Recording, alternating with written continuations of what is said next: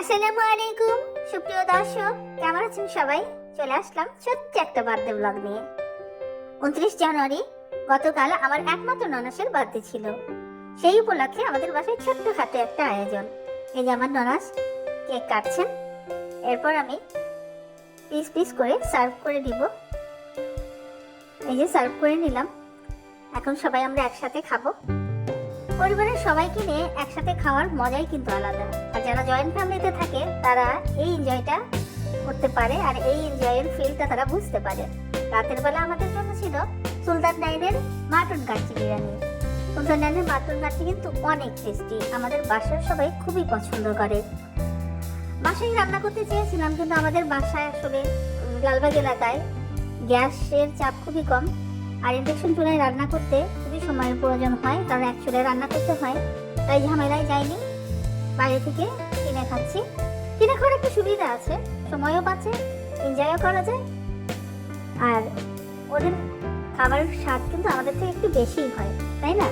পরের দিন দুপুরবেলা, মানে আজকের দিনে রয়্যাল রেস্টুরেন্ট থেকে মোরগ পোলাও আনা হয়েছিল, আর সাথে ছিল চিকেন রোস্ট, সালাদ।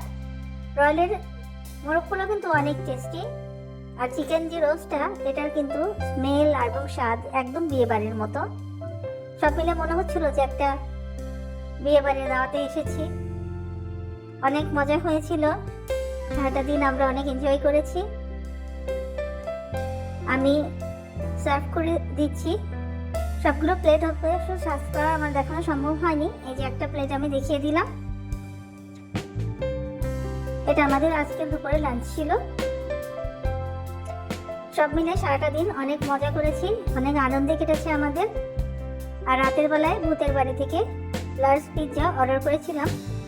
এখানকার পিৎজা কিন্তু অনেক মজা, এর আগেও আমরা এখানকার পিৎজা খেয়েছি, এর আগের ভিডিও আমি আপনাদের দেখিয়েছি। অনেক টেস্টি ছিল পিৎজাটা। এরপর আমি সার্ভ করে দিয়েছি সবাইকে। সব মিলে সারাদিন খুব ভালো গেল। আপুর জন্য অনেক দোয়া এবং শুভকামনা রইল, সবাই আপুর জন্য দোয়া করবেন। তো আজ এই পর্যন্তই, সবাই ভালো থাকবেন, সুস্থ থাকবেন, দেখা হবে নতুন কোনো ভিডিওতে। আল্লাহ হাফেজ।